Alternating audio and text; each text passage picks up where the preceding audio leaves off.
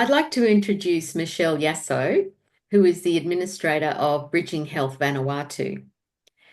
Bridging Health have been partnering with Days for Girls Australia since 2018, and they have distributed about 5,000 kits on our behalf.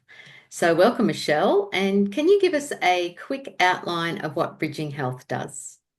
Okay, so Bridging Health works in vulnerable and remote communities of Vanuatu, mostly in the outer islands, doing mobile health clinics, community development projects, women's health education, and schools education, with the vision to improve the generational health in these communities that we partner with.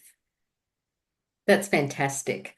So we are so happy that you're one of our partners. So I was going to find out a bit of information about how you have managed the safeguarding aspects of distributions in those remote communities. Some of our other distribution volunteers have stressed the need for cultural knowledge and consideration when distributing our kits. How have you managed this aspect? So safeguarding for us is in all of our communities is obviously for the girls and boys, and for the young adults and our vulnerable people.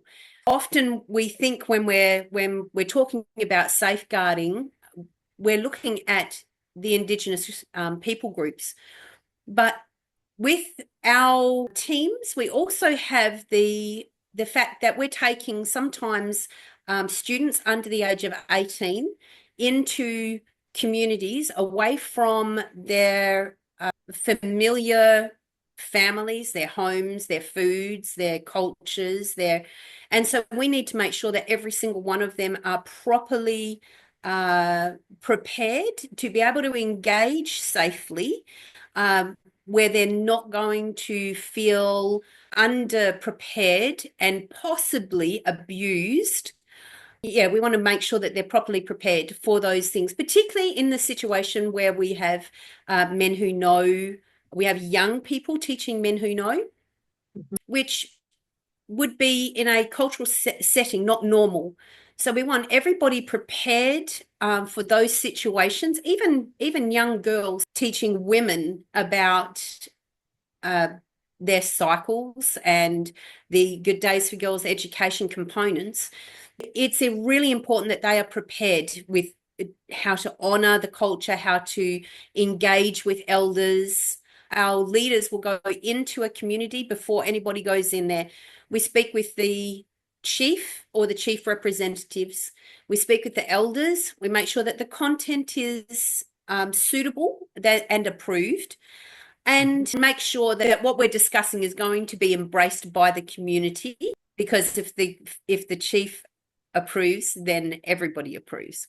We also do that by inviting when we go into schools, we invite the mothers and the grandmothers.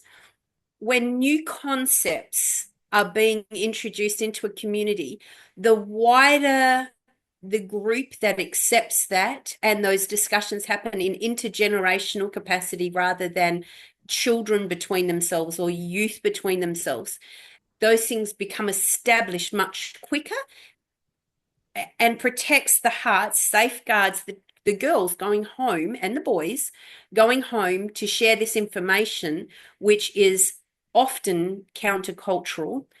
And so it's really, really important that we share the load of that information across multiple generations, where it's established quickly.